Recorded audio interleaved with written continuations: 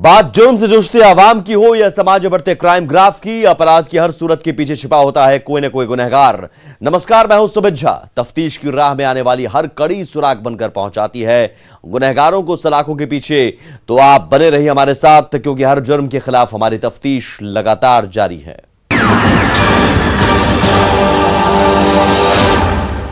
समस्तीपुर अपराधियों का गढ़ बनता जा रहा है। हर रोज कहीं ना कहीं अपराधी किसी वारदात को अंजाम दे रहे हैं। इस बार अपराधियों ने लूट को अंजाम दिया है।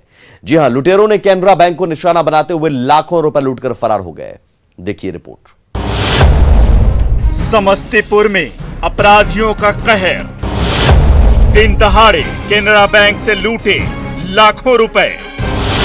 सरेआम लूट से सनसनी, पुलिस की उड़ी नींद। वारदात से लोगों में दहशत। बिहार पुलिस के आला अधिकारी भले दावा कर रहे हों कि बिहार में क्राइम का ग्राफ कम हो रहा है, पुलिस की सख्ती से अपराधियों के हौसले पस्त हो रहे हैं, लेकिन हकीकत इसके ठीक उलट है। बिहार में आए दिन अपराध की खबरों से समाचार पत्र और न्यूज चैनल्स पटे होते हैं। गुरुवार अपराधियों ने समस्तीपुर के भीड़ भाड़ वाले इलाके में लूट की बड़ी वारदात को अंजाम दिया।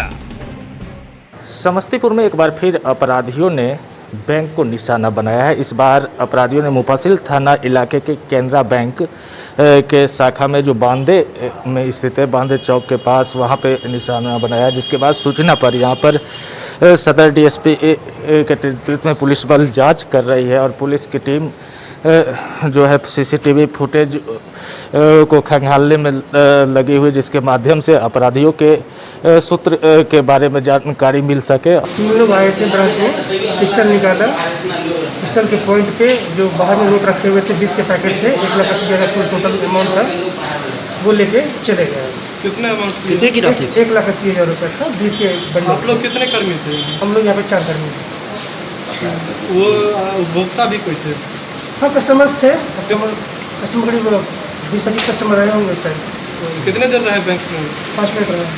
बच्चे पे निकल गए। 3 लोग थे। समस्तीपुर के बिक्रमपुर बांदे शाखा के कैनरा बैंक में 3 की संख्या में आए नकाबपोश हथियारबंद अपराधियों ने बैंक में घुसकर लूट की वारदात को अंजाम दिया।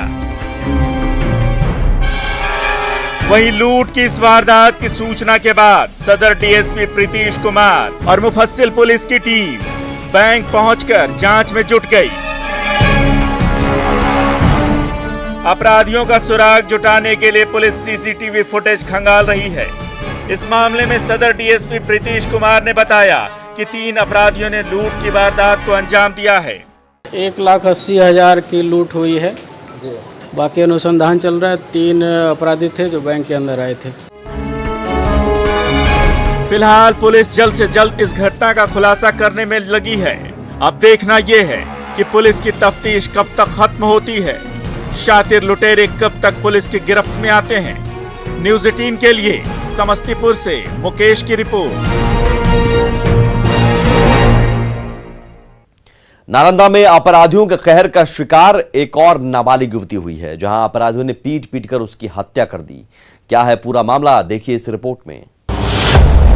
मौत का नंगा नाच, अपराधियों से दहशत, कांप गया पूरा इलाका।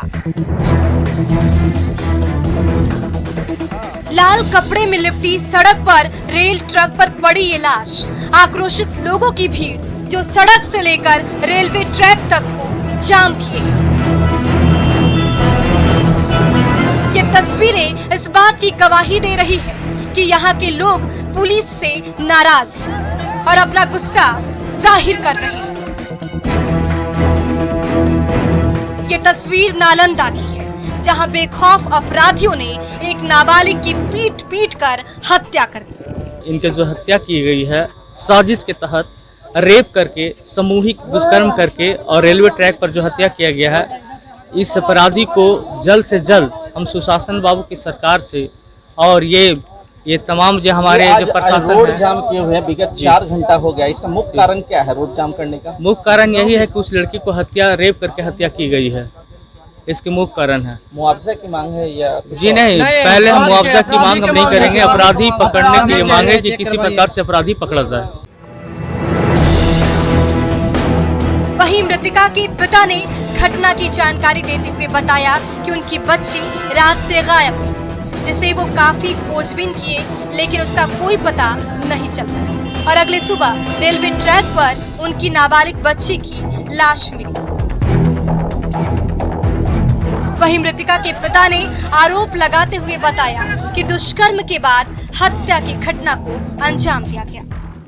6 बजे हम लोग खोजने निकले, 6 बजे से लापता था, नहीं मिल पाया।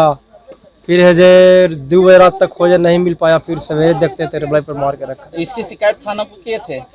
शिकायत थोड़ा सवेरे तो सर पता मिल गया था। क्या लग रहा है, दुष्कर्म के साथ हत्या है कि हत्या है? नहीं सर, वो हत्या कर रहे हैं, रेप किया गया। रेप करके।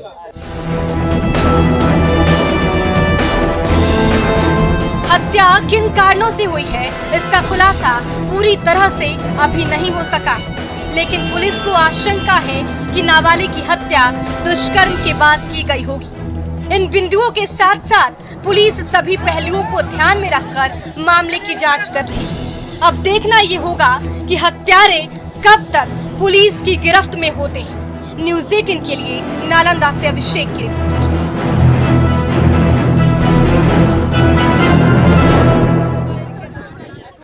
लातेहार के धादू गांव में सड़क किनारे पुलिया पर एक शख्स का पड़ा हुआ शव मिला है, जो पुलिसिया जांच को भी उलझा कर रख दिया है। देखिए इस रिपोर्ट में पुलिया पर पड़े शव का क्या है राज।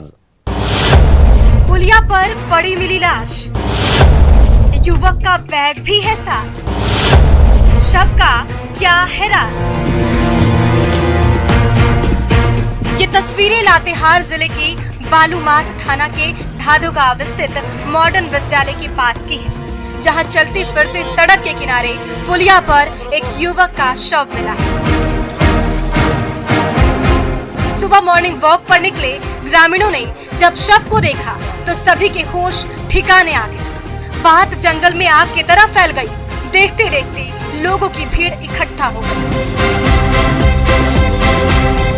लोगों ने देखा कि पुलिया पर एक युवक का शव रखा हुआ है, जिसके नाक और मुंह से खून बह रहा था, लेकिन सांसें थम चुकी थी। ग्रामीणों ने तुरंत पुलिस को खबर की।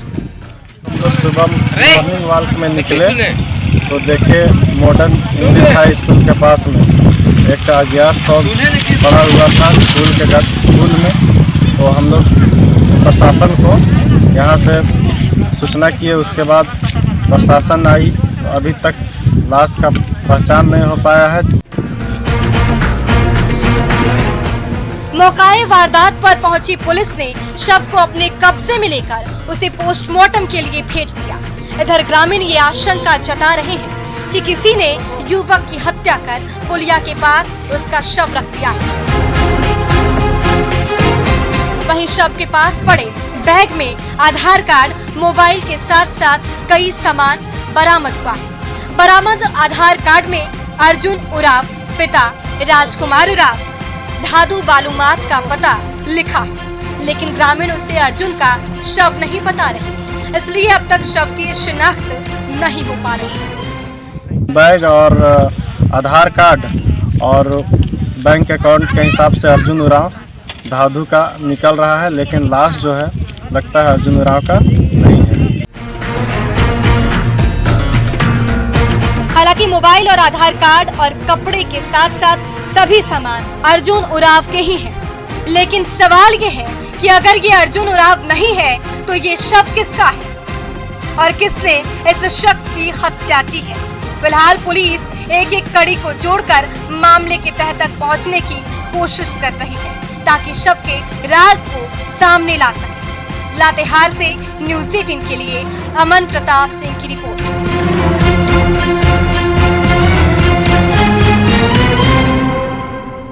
बिहार का मुंगेर एक ऐसा जिला है जो हमेशा अपनी कारस्तानी के लिए सुर्खियों में बना रहता है, वो चाहे हत्या हो या फिर तबाही के सामान की फैक्ट्री। ये शहर अपनी हाथों की कारीगरी के लिए पूरी दुनिया में बदनाम है। यहां मौत के सामान का सौदा होता है, वो भी खुली मंडी में।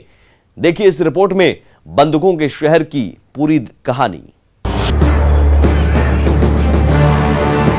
अब जरा बंदूकों के शहर मुंगेर के इतिहास को देखते हैं। मुंगेर में हथियार निर्माण का इतिहास बहुत पुराना है। करीब 200 साल पहले मीर कासिम ने मुंगेर में अपना मुख्यालय बनाया तो यहाँ के हुनरमंद कारीगरों की क्षमता को देखते हुए वो बहुत प्रभावित हुए। बताया जाता है कि हथियार बनाने की तकनीक का आयात मुंगेर में मीर कासिम ने कराया था। 1890 के आसपास मुंगेर में करीब 200 बंदूक बनाई जाती थी। आजादी के बाद मुंगेर में हथियार बनाने के काम को जोर मिला।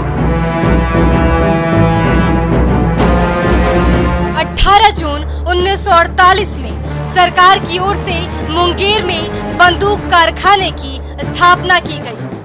तब से लेकर अब तक ये कारखाना सरकारी देखरेख में चल रहा है। देसी कट्टे, बंदूक और राइफल से लेकर अत्याधुनिक पिस्टल, कार्बाइन और AK-47 तक मुंगेर में बनाई जा रही है। जहां एक तरफ लाइसेंस से पिस्टल खरीदने के लिए 80,000 रुपए खर्च करने की जरूरत पड़ती है, वहीं मुंगेर में इन पिस्टल 8 से 10,000 में मिल जाती है।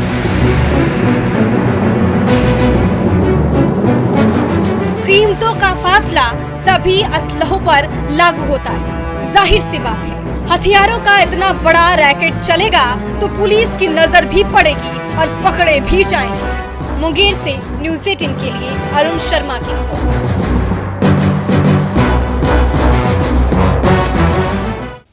और अब वक्त चला एक ब्रेक का। तफ्तीश लगातार जारी है।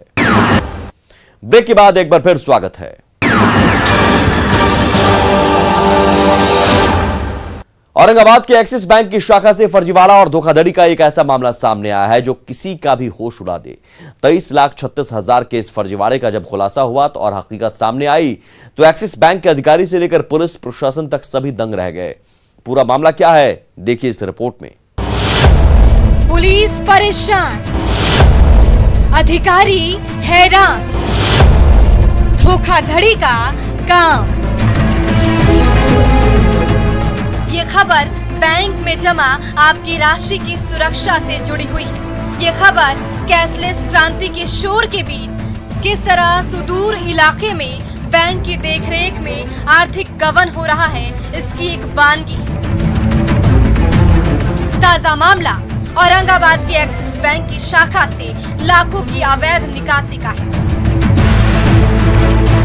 जहां विनय शर्मा ने बैंक के नियंत्रण में संचालित म्यूचुअल फंड में 15 लाख का निवेश किया था और मैच्योर होने के बाद ये राशि कुल 23,36,000 हो गई थी। मगर मैच्योरिटी पूरा होने के बाद जब खाताधारी उस पैसे को निकालने बैंक पहुंचा तो पाया कि खाते से उस राशि की निकासी कर ली गई। अपने साथ हुए इस धोखाधड़ी को लेकर विनय अब न्याय की गुहार लगा रहा है।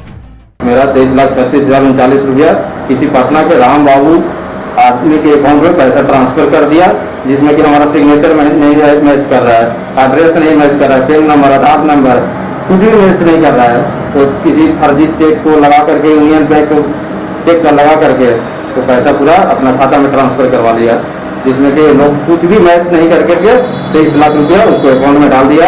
इसका मतलब चाहे तो औरंगाबाद बैंक का कोई कर्मी मिला हो, चाहे म्यूचुअल फंड वाला कोई कर्मी मिला हो, ये लोग बैंक के अधिकारी मिल करके ही ऐसा कुछ कांड किया।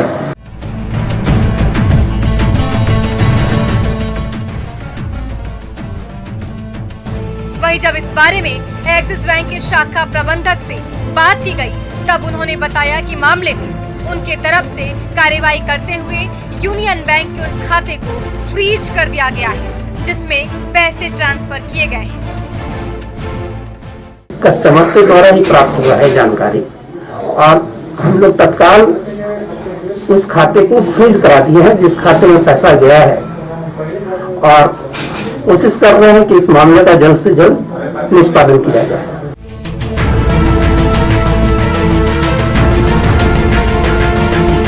ऐसे में पुलिस की जांच में बैंक अधिकारियों को सहयोग करना चाहिए और दोषी के खिलाफ कार्रवाई करनी चाहिए। साथ ही उस गरीब का पैसा तत्काल उसके खाते में ट्रांसफर किए जाने चाहिए ताकि बाकी लोगों को बैंक प्रणाली पर भरोसा बना रहे। न्यूज़ 18 के लिए औरंगाबाद से संजय की रिपोर्ट।